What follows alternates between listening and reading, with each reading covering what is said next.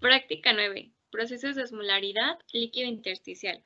Nuestro equipo está conformado por Francisco González Luis Ángel, Mayena Alvarado Carla, Nava Martínez Arely Lisset, Ruiz Diego Alejandro, Tapia Jiménez Micail, Zamudio Bolaños Omar.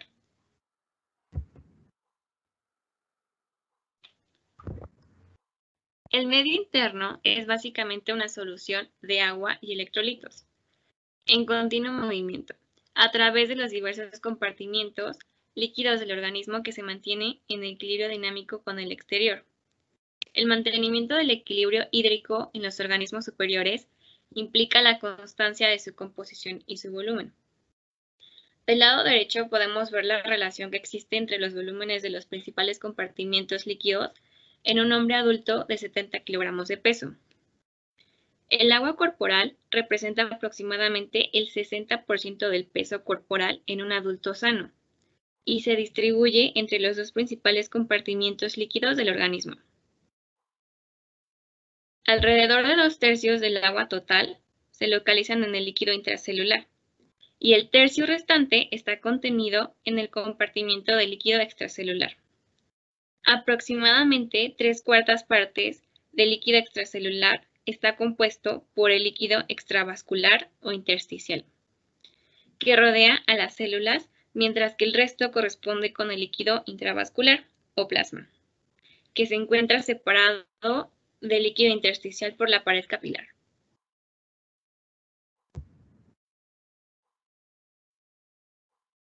Líquido intersticial. Este es el líquido que se encuentra fuera de las células, el cual es una solución acuosa compuesta por nutrientes y gases existentes en el tejido conjuntivo. Se encuentra en forma amorfa. Este constituye el líquido que ocupa los espacios intercelulares rodeando las células y se origina por el filtrado del plasma en la región anterior de los capilares. Es así como absorbe en la región venosa de los mismos a través de los capilares linfáticos. El líquido intersticial es todo lo que rodea las células, mientras que el líquido intracelular es el que se encuentra dentro de las células, en los diferentes tipos de células que podemos encontrar en el cuerpo. La circulación capilar. Como sabe, la sangre se lleva y se dirige por diferentes tipos de vasos sanguíneos, que sean sangre, los capilares y las venas. Los capilares tienen una función importante en cierto momento, ya que transportan alrededor del 5% del volumen de sangre. Esto es importante porque es la única reserva de la cual lleva oxígeno y nutrientes que pueden entrar en el líquido intersticial y en la que el dióxido de carbono y los productos de desecho pueden regresar al flujo sanguíneo. Este intercambio a través de las paredes capilares es esencial para la supervivencia de los tejidos y para el funcionamiento de toda la sangre que se maneja alrededor del cuerpo por el corazón. La misión del apartado cardiovascular es mantener la sangre fluyendo a través de los capilares para permitir el intercambio capilar. El movimiento de sustancias entre la sangre y el líquido intersticial. Estas sustancias entran y luego abandonan los capilares por medio de 3 mecanismos básicos: difusión, transitosis y flujo global.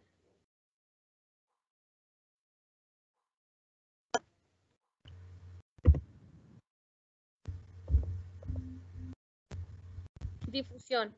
El método más importante de intercambio capilar es la difusión simple. Muchas sustancias como oxígeno, dióxido de carbono, glucosa, aminoácidos y hormonas entran y salen de los capilares por difusión simple.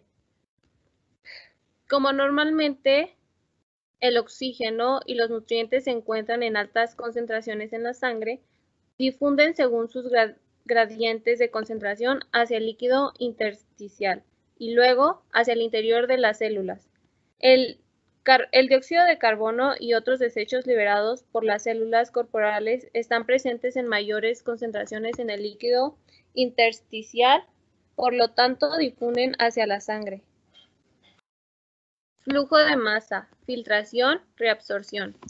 El flujo de masa es un proceso pasivo mediante el cual un gran número de iones, moléculas o partículas disueltas en líquidos se mueven juntas en la misma dirección. Las sustancias se desplazan a velocidades mucho mayores que las que pueden alcanzar únicamente por difusión. El flujo de masa se establece desde un área de mayor presión hacia un área de menor presión y continúa mientras exista esta diferencia de presión.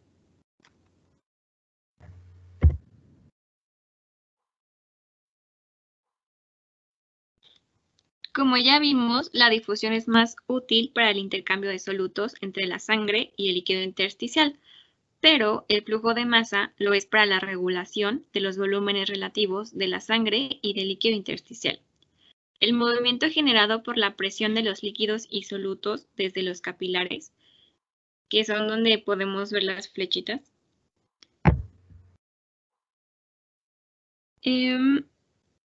y solutos desde los capilares sanguíneos hacia el líquido intersticial se llama filtración. O sea, desde los líquidos capilares hacia el líquido intersticial se llama filtración. Y el producido por la presión desde el líquido intersticial hacia los capilares sanguíneos se llama reabsorción.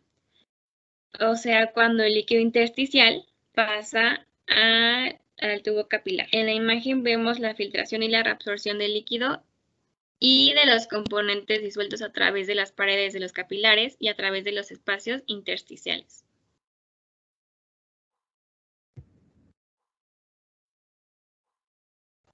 Bueno, en el equilibrio en el líquido intersticial consta de dos: presión hidrostática sanguínea, presión osmótica. Bueno, la presión hidrostática sanguínea es la que genera la acción de bomba del corazón, y la presión osmótica del líquido intersticial es la presión principal que promueve la reabsorción del líquido. Esta presión también se le conoce como la presión osmótica coloidal sanguínea, que le da balance a estas presiones y es denominado como presión neta de filtración. Esto depende ya sea por el volumen de la sangre o el líquido intersticial permanece en equilibrio, o puede también cambiarse.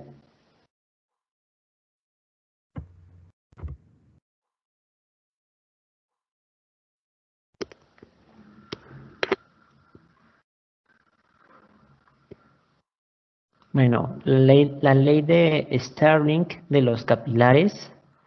Bueno, esta habla sobre que los vasos y la presión hidrostática se debe a la presión que el agua del plasma. Esto se ejerce contra las paredes que se muestran en la imagen.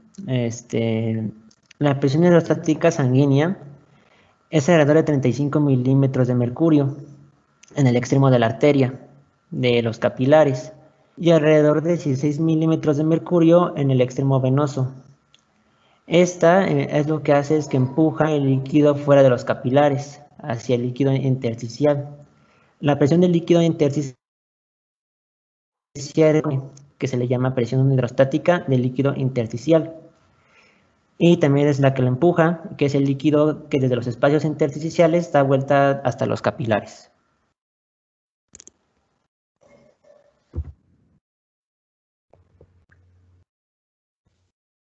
Presión osmótica de la sangre.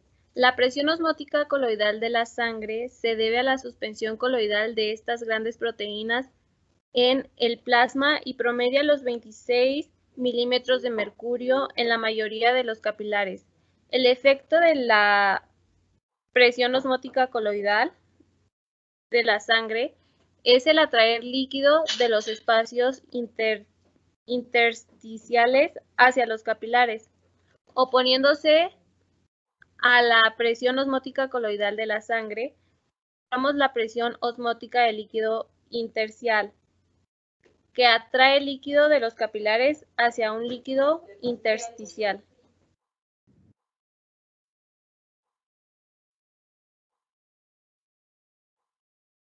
Osmolaridad, Que un líquido abandone los capilares o ingrese en ellos depende del equilibrio de presiones.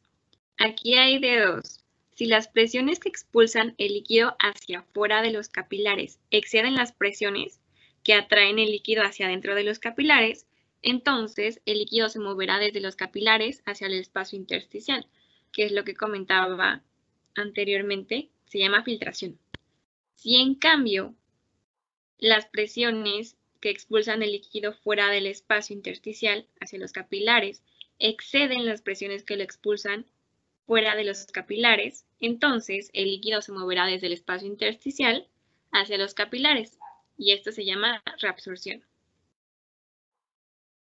Y aquí podemos ver a la arteriola y a la vénula, y entre ellas se encuentra el espacio intersticial. Vemos que la presión oncótica es de 25 y la presión intersticial es de 1. Y vemos la representación de gradientes de presión a través de la pared de un capilar muscular.